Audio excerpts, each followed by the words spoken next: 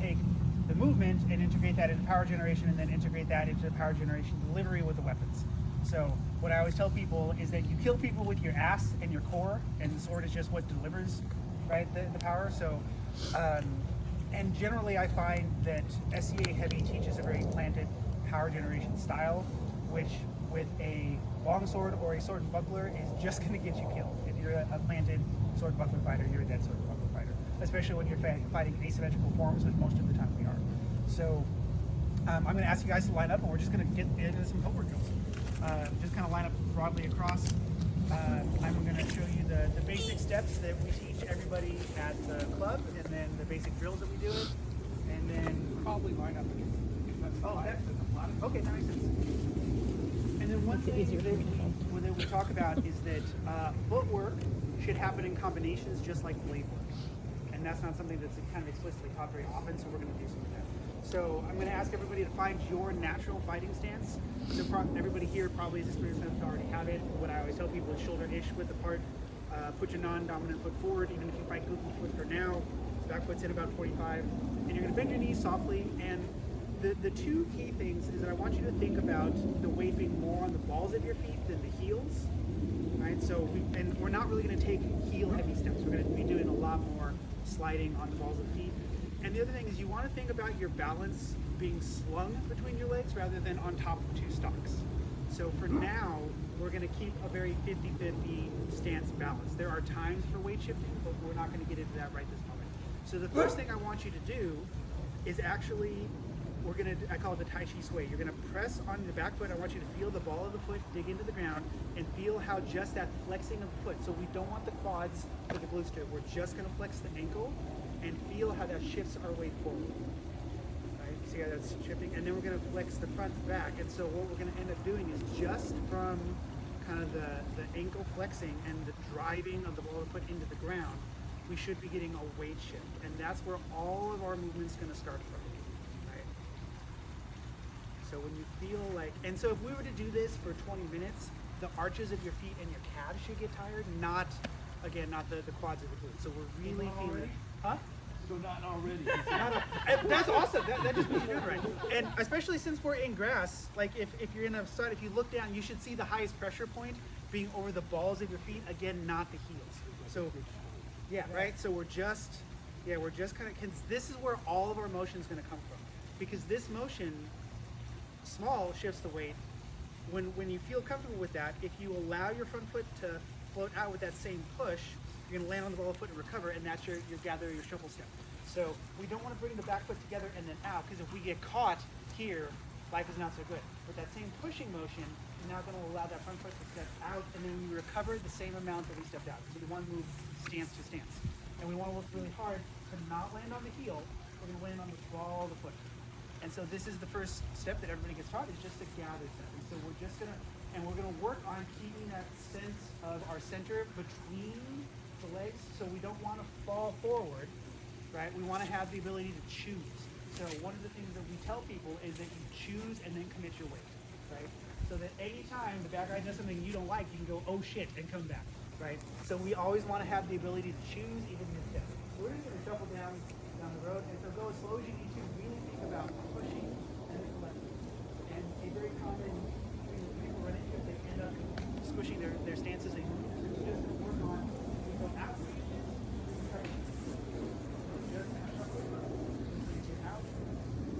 Trying very hard to land on the ball of the feet, trying to keep our stance kind of even. Even every once in a while, do an oh shit check and make sure you can bring your foot back if the bad guy does something you don't like. And you should be able to do this pretty slowly. You want to slow and smooth. So if you find yourself not able to go slow, then you're probably leading with your weight and falling forward, which is not what we want. And then exactly, you're going to go backwards. So the backwards, we're going to press on the front. Let's put a step back, put on the ball, but it's the same thing. Balance stays between the legs. Right? So essentially, we're going to do our little thing, right? Eventually, let me shift. Right? And again, make sure that you get motion kick, right? Choose and then when you're going backwards, you want to avoid, sometimes what happens is people do a reach and you'll see this happen, and we don't want that. We want our center to go with us with the push. So even though it's these little muscles, these little motions doing the work, it's going to move our whole body because we're keeping our balance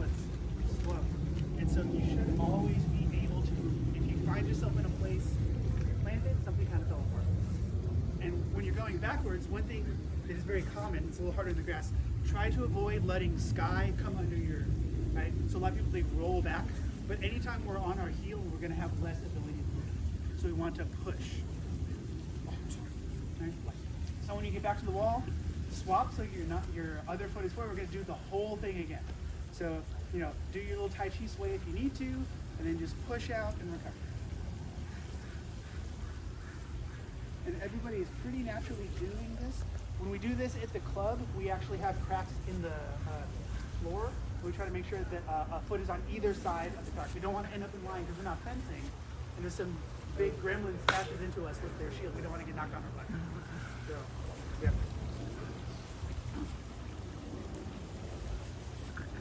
So try to land on the ball of your foot rather than the heel.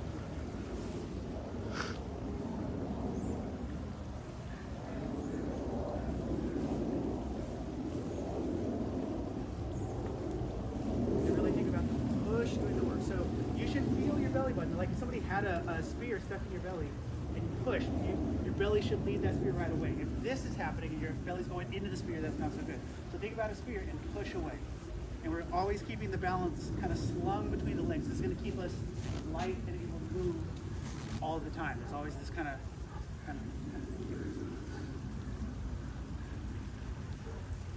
It's shocking how complicated walking becomes when we ask you to think about it.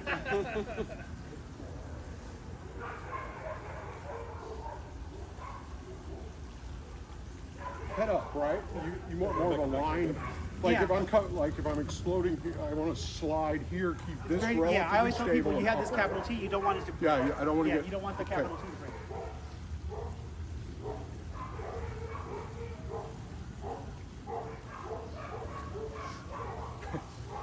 You know what I want to? It's funny. I do a little bit of tea. First thing I do, hop up. Yep. Don't hop. Oh, yeah. Slide. So Meyer, which is the primary historical system I teach, he has very deep stances, and the first thing that happens when everybody gets tired is everybody starts to do this. Yeah. We lost him. Yeah, he's coming back. Okay, we'll just go on with that. Okay. So when you're backing up, you're ending pretty forward. So wherever your stance is, when you're done moving, you should be in the stance. If you find yourself overly forward, that's also your phone or living in your heart. Oh my god. Yeah. So even when we start doing some more complicated footwork kind of stuff, if somebody were to take freeze frame, you should be in your stance. You shouldn't be in weird transition positions if you can help it. I mean, shit happens. But that's the goal. Is always wherever we're moving, whenever weird steps we've done, if somebody were to like freeze us, we would be in our stance. All right. So that's your gather step. All right, and that's the shuffle. The gather is not meant to be a big real estate. These are just steps. And when we start combining them, you're going to see there's a lot of power in it. So the next step is the passive step, right? And that's when we pass the other. There are a few things to watch out for. A lot of people, they end up fading, like it's kind of this sword pit, which we don't want.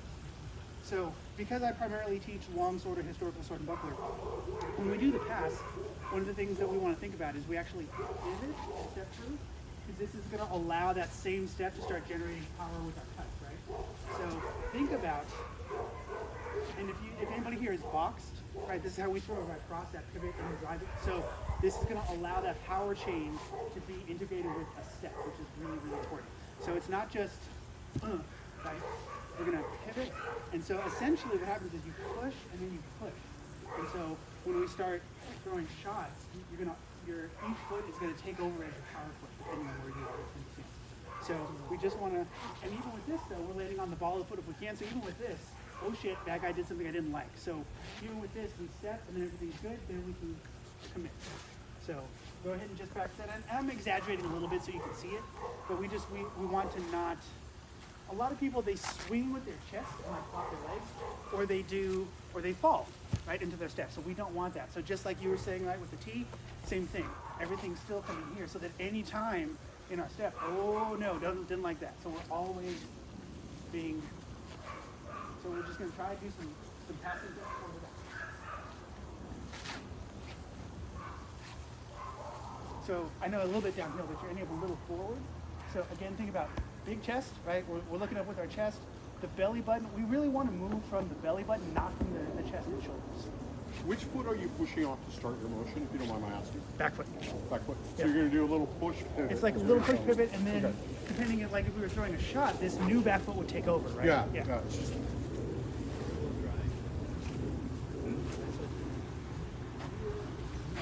Pretty much. And so when you go backwards, try not to go around. So we're still going to pass it. It's a little bit of a, yeah, there you go. Because even going backwards, we still should be able to step back slowly and come back if we don't like what's going on. So even slow, we should be able to have a lot of control. Go, oh no, I don't like whatever's going on back there. I don't like that. So, and so this is a different feeling. This idea of like your belly button, like your center weight being slung between the legs rather than on top of stocks. This should allow you to be able to move kind of flowy all the time. That's really cool. I try not to turn the back foot because that's going to be a tell. Right? I try to step through and then I just allow kind of a natural adjustment. Biomechanically, if we're turned out a little bit, that's okay. We just want to avoid the knee flex.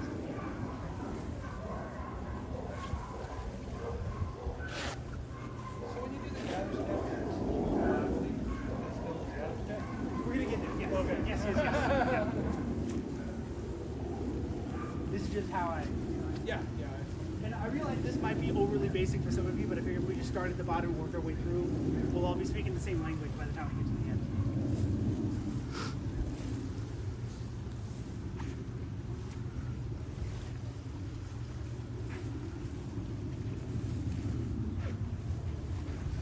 So I don't work. avoid a hoppy step. yeah, I was going to. Yeah.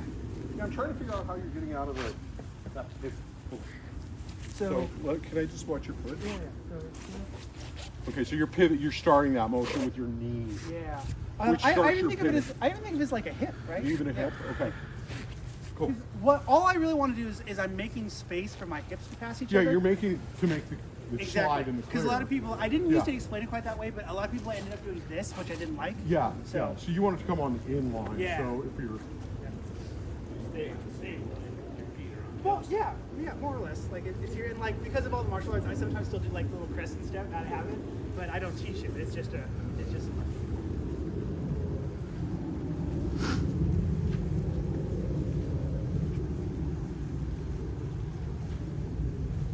Where you hit my- If there's a time that you feel shaky, bend your knees a little bit. Like that's always the answer. Just give yourself a little knee bend.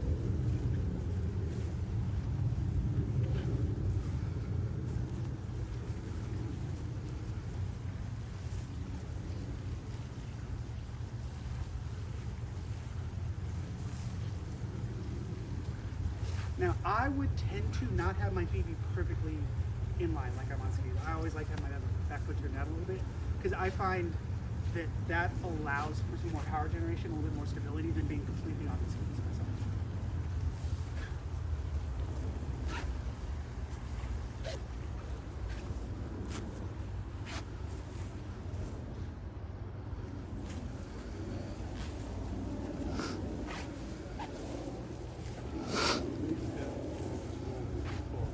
Yeah. Like when it becomes more organic, when we're not thinking so hard, it just kind of. again the line, and you want to keep this to the Yeah, line on the right we don't side. ever want to be in line. Yeah. Because like you're much bigger than me. I don't want you running into me, Yeah. especially if I look like this. That's not good for me. Yeah. So I always want to be in a place like, and what I tell people, like my newer students, like if we were going to push a fridge, Yeah. we wouldn't look like this. We would We would- be doing this. And so we always want to be in that kind of like strong mechanical position. Especially those of us who aren't naturally big and strong, we have to maximize that. Those kind of like leverage. All right. So that's your gather step. That's your passing step. The last of the basic steps I teach is the offline step. And basic is probably false advertising. So what an offline step, I'll do it with you guys. So we want to get off the line, but we want to do it in ways that maximizes our angles and keeps us safe. So the offline step is we're going to step out with the back foot, kind of parallel-ish. Right? I'm going to step out, and I'm going to pivot. Okay, this is not a side step. I'm not doing this because this is bad for us. So what I'm actually doing is I'm stepping out, and I've landed on the ball of the foot, and then my whole stance is going to turn. Right? And if you look, although I've realigned, my heels are not in line. I turned as a unit. Because what I want, like if we're fencing, and like this is a fair fight. I don't really want to do this. A lot of people, they'll go completely lateral, maybe they'll throw a wrap, but that leaves a lot of like vulnerability. So if I can step and pivot, I'm in my stance now, that fin line is broken, but I have all of my stuff there. But this won't do it. So we want to make sure that we step, and we do not want to pivot on the heels. You will blow out your knee. So that's why we step. So we're going to practice that. This is usually harder for people to start with. So we're just going to break it down. We're going to get more complicated with it. And I get enthusiastic, so please tell me if you have questions if I'm talking. So essentially, your stepping foot decides where you go. So when I have you stepping more or less parallel to your foot, you're going to stay in place. If we now step a little forward, now we can kind of zigzag down the line, moving forward. And there's times for that. So, because especially if I'm a sword buckler guy or I'm a long sword guy and somebody rushes me, if I can step forward and pivot, often I get to crack them in the back of the head, right? Right. Because the range collapses faster than they expect in the angle shift. So now we're going to go down the line. And so everything is going to be the same kind of thing. Now I'm just going to step out a little bit past. And still make sure that you pivot. Then think about where your center line is going to be pointed. And then past, and then pivot, and then past, and then pivot. And every time just kind of making sure that your heels don't end up in line, because that's a very common problem. And I'm always moving on the ball on my feet. And I feel my balance, right? Bend your knees. So always the answer is bend your knees. If you feel like you balance. It's nice and good. So just give that a shot.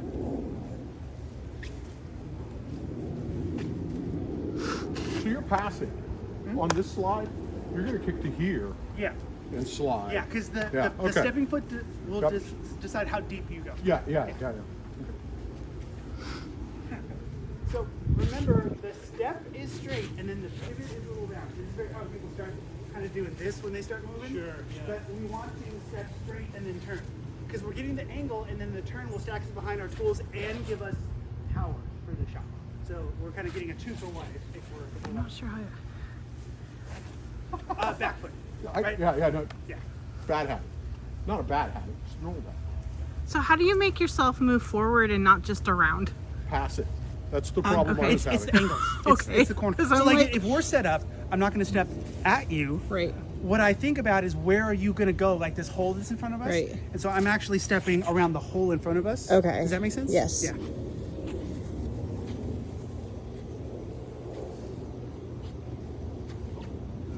I'm stepping in the wrong direction. Everybody's stepping. I'm just not sure I can. Bad. Going that way. Take the right foot. Step through.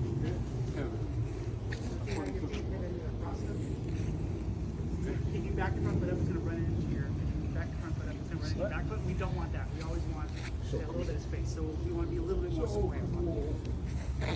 It's hard, right? Okay.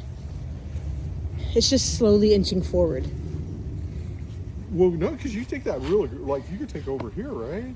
You could come here and make that pivot Okay. and cut across the face. But you got to take the step long with the right leg, which we're not used to. So I think this is a good time to do a paired version of this drill, just because it gives you a good target. So like if we're, I apologize, tell me your name. Nick. So if Nick is going to chase me with this offline step, so I'm just going to be like the target person. So here we're square. So now you're going to go ahead and step forward and do your offline. All right, so see how you break it down, and then go ahead and do it to this side. I'm going to back up a little bit. So you're just going to chase me. I want you to have a target. So see, if you can, get a little bit more, like your lead hand, if you can, get it a little bit more towards the shoulder, right? Because that's, we want to beat that angle. So see, when you do that step pivot, boom, there you go, right? Because that, if we're fighting, if you get here, this really sucks. Yeah. Right, and then I'll just back up a little bit and then see if you can go and get to that other shoulder. And so that's going to be the drill. It just gives you kind of a visual cue. So see, you're a little, if you can get that pivot a little bit more back, so pivot that back foot. There you go, yeah. So go ahead and pair up with somebody, and one person's being pretty much just a visual cue target, and chase them with that, Yeah, The- this one we the need. backwards in particular? Yes, Okay. please. It's the, So the back step is really just a couple inches. So I am not Usually, yeah. stepping forward. I mean, generally speaking, if I'm doing the backwards pivot, it says because somebody's jumped my shit. But if I do something big, I'm going to get caught. So one of my footwork rules is if I have to choose between 2 small steps and 1 big one, I'll do 2 small ones because it helps me keep my balance better. Here's the pressure. That looked great.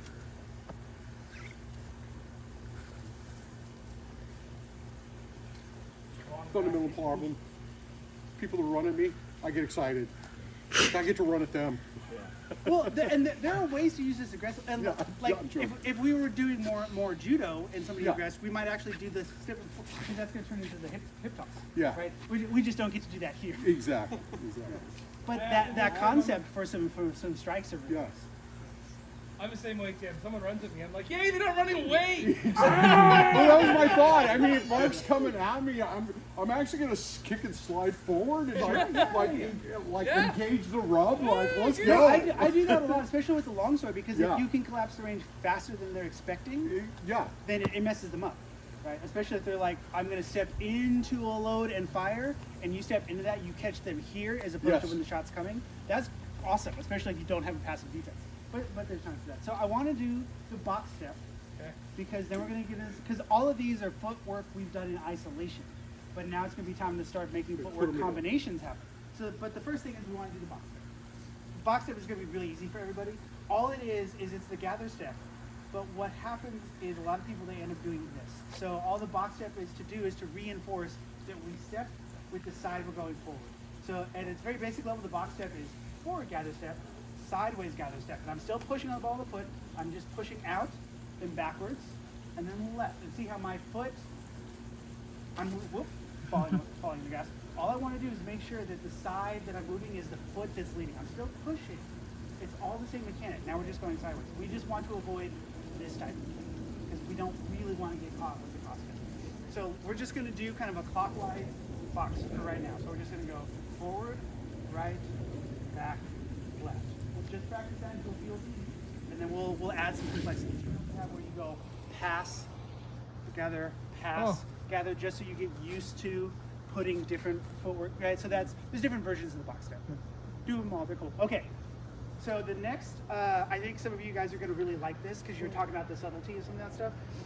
So, in general, the gather step is like a micro adjustment, and the pass through is more like a bigger one. Generally speaking, yeah. And then when you combine them, you get some really, really interesting stuff.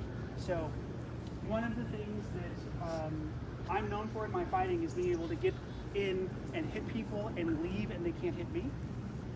And Yes. really- and all of that comes down to, honestly, what I'm about to show you. If there is a secret to Marc's Kung Fu, this is really it. So let me grab my one-handed sword just so we can. Let me pick on you since you're right there. So everybody has a passing step range. So go ahead and stay for right there. So generally speaking, if I'm here and I take a step forward, I can land a good shot there, right? Okay. If I back up a little bit and I take a passing step, that's maybe not so good. So what I do is I will be out here and I will do a gather pass. And that's all it is. All I do is I push, right, that gather step we were doing, I push, I do the first half of the gather. It's just a little push and then a pass through. And now I was out of range. So with a very subtle motion, now I'm in range. This is the whole thing, right? This is the sneaky footwork that lets you be out of range, hit the bad guy, and then be gone. Because the other thing is I could do my boom, and then when I step back, I can do the same thing, and now I'm completely out of range again. And so this is how we get in and out.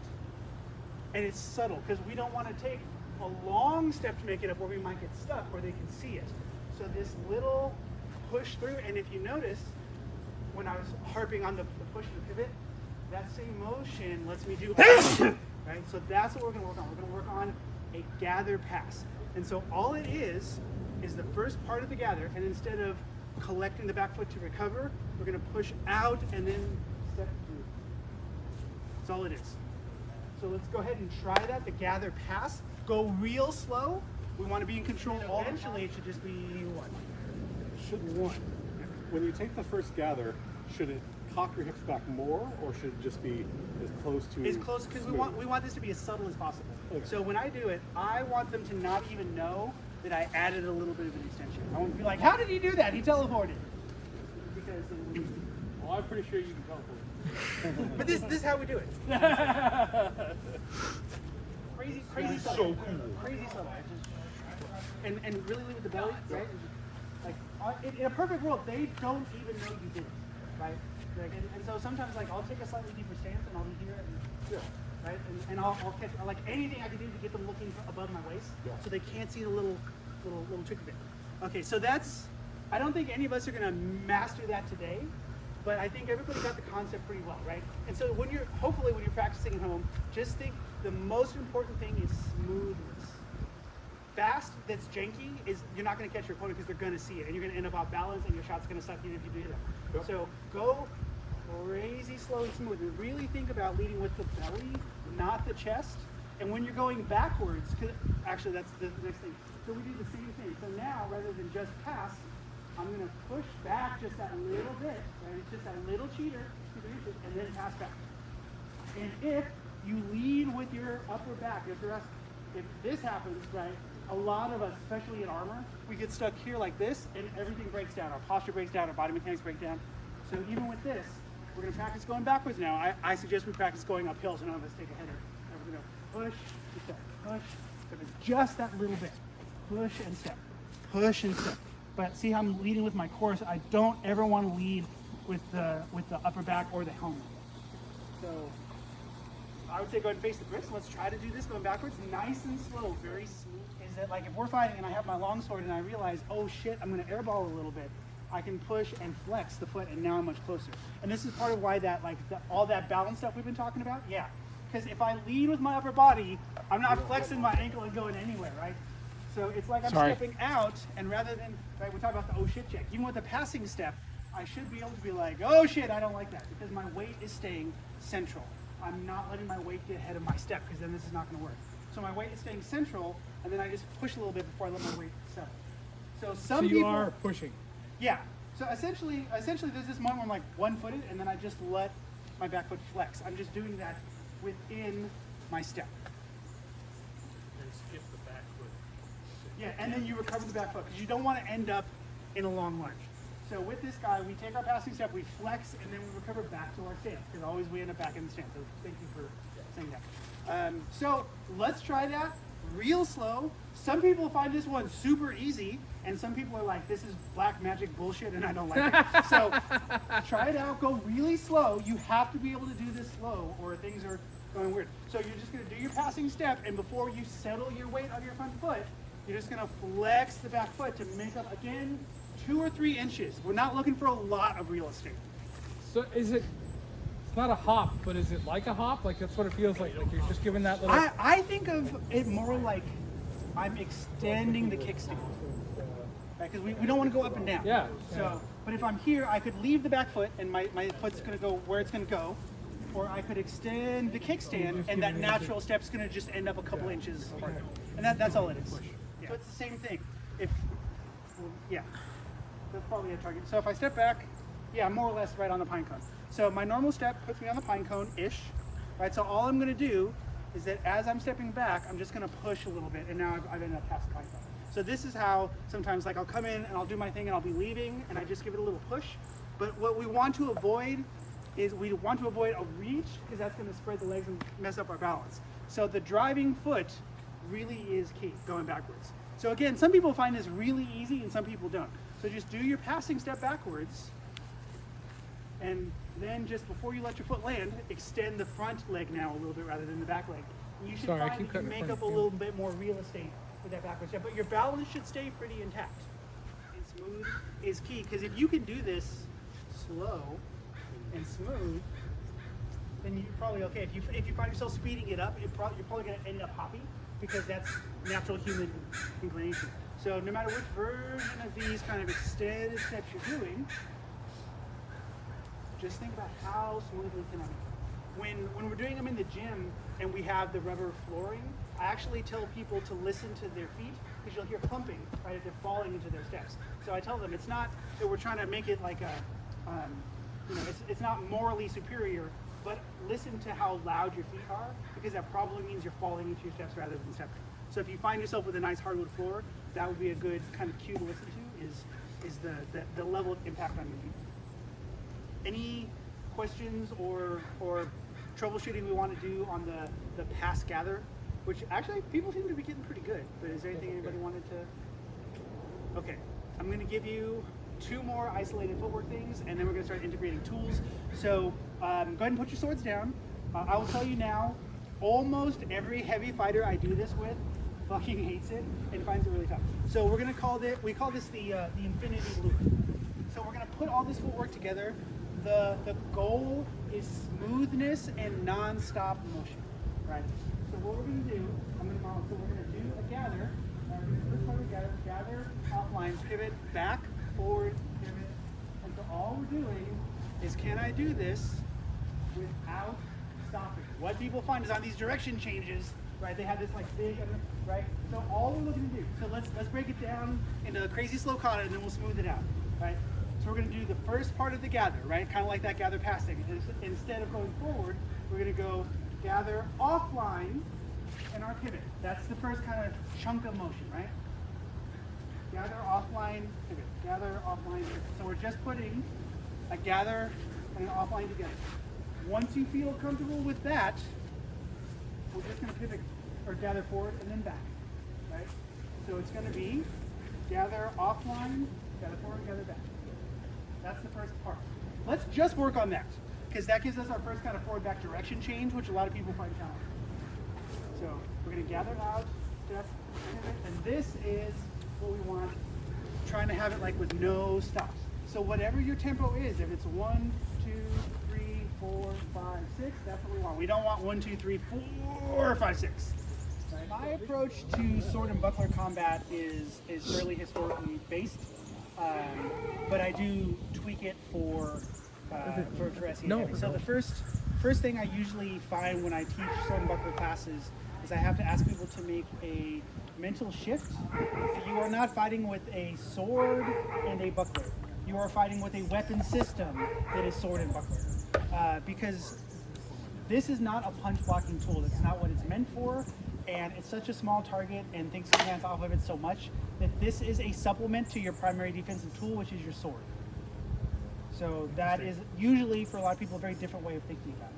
So if you look at the first period sword and buckler play from Lignitzer, who's my focus, what he says is when you are done with your first cut, your sword should come to your buckler thumb. So you should look like this. So essentially, things are paired and then they break off after contact. So we're not going to be doing this kind of a thing. So I teach a simplified system. It is a 3 engagement position and a 3 defensive position system. So your first kind of offensive guard is a right A-frame. So I generally fight Gooby foot. The buckler is central, and then you are in an A-frame position. So you're going to be rolled out. Let me actually do this with the Deusac because I think it's a little bit easier.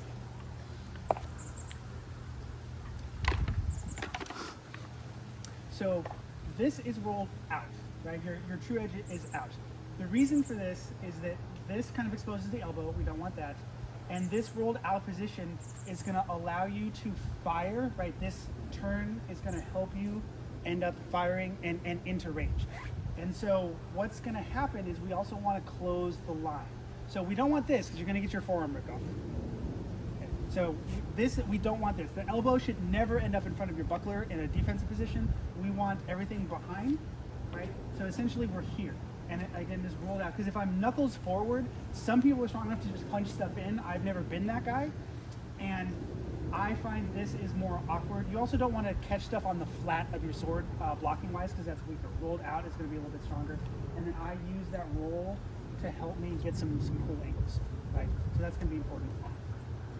What allows us to throw from here is the other thing that's really important is what we call the offset hip. So if anybody was ever trained in like Western high style, right? They like reach back so that you're, right? And then we're going to power through.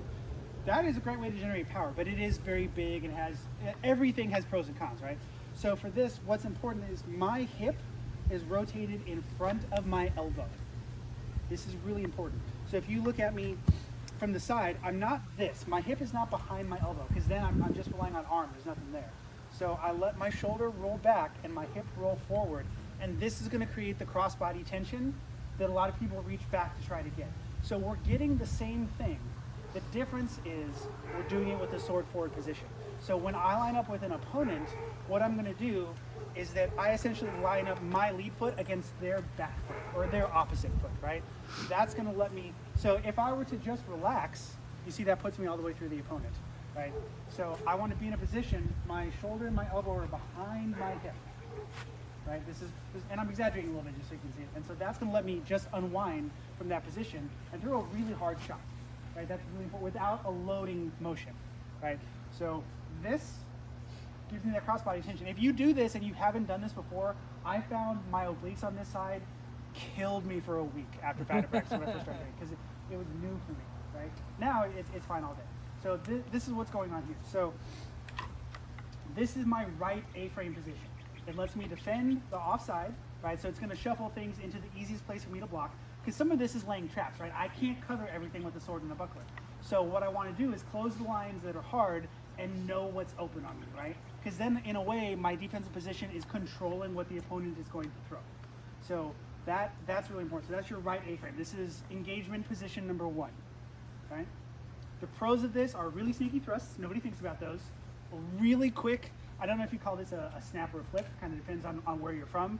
But that kind of onside is really good. Gives you a really kick-ass leg shot. So everything onside is super easy to throw because you're loaded.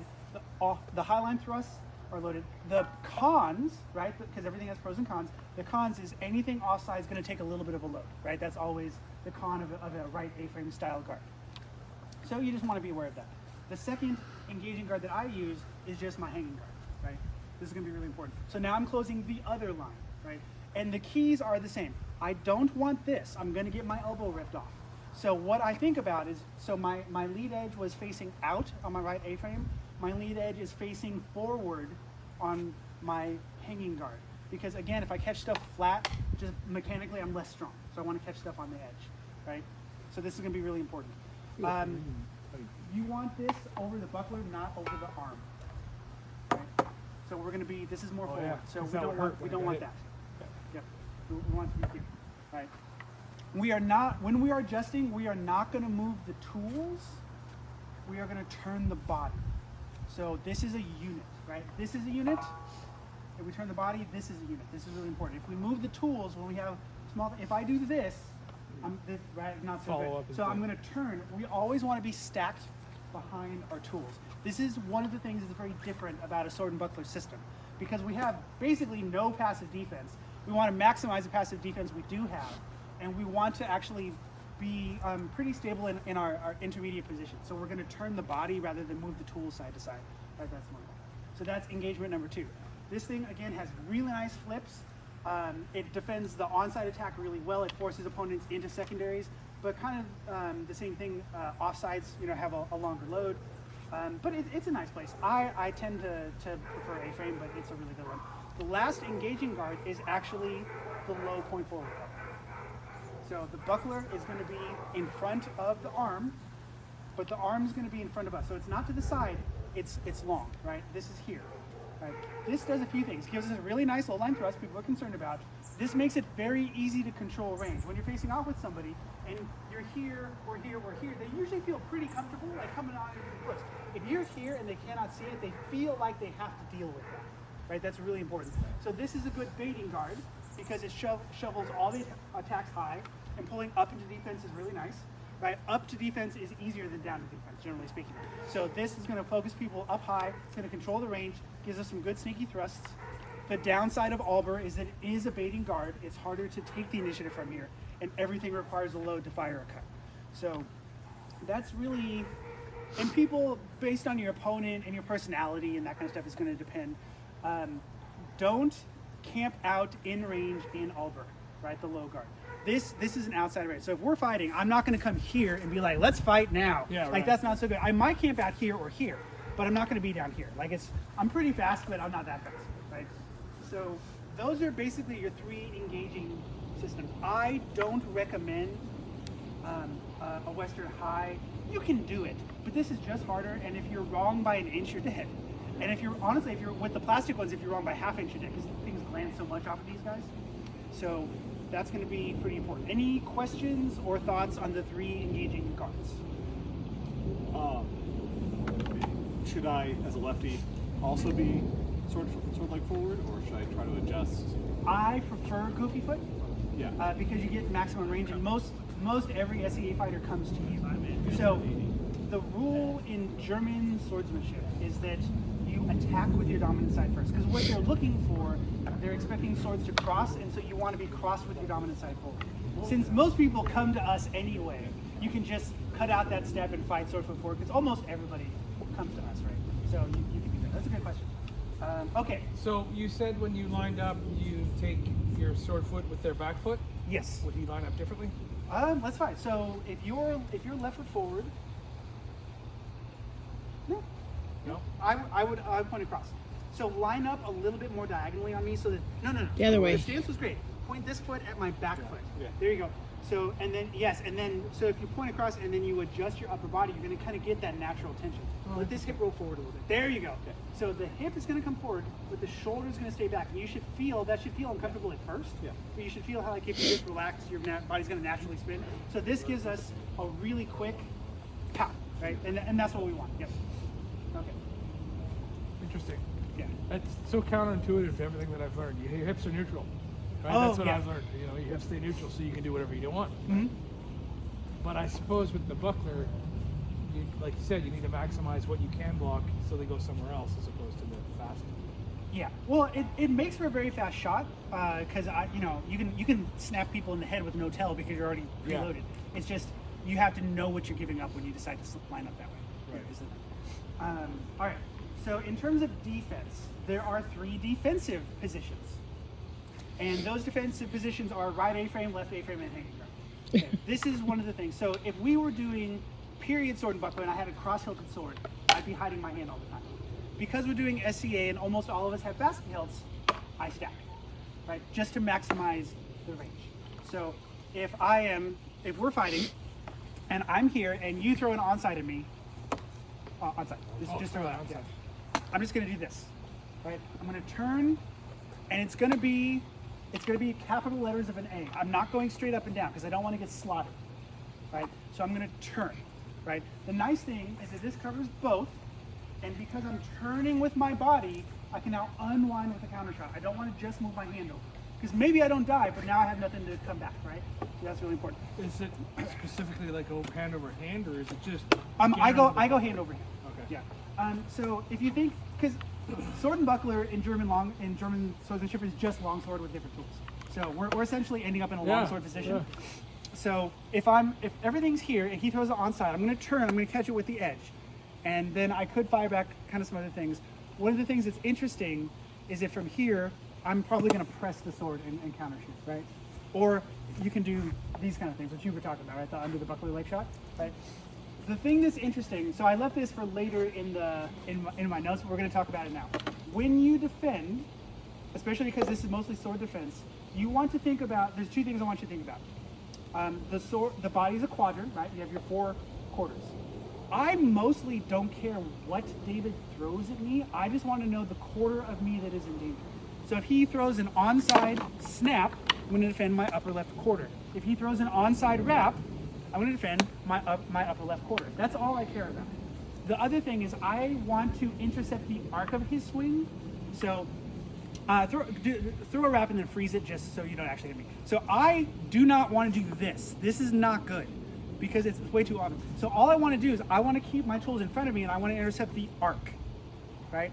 So I don't want, one of the things we talk about is, I'll come back to it. I'm getting too excited. So we want to keep our tools in front of us. We do not want this to collapse on us. This is not good because then even if I don't die, I have nothing coming back, right? So we're going to turn the body.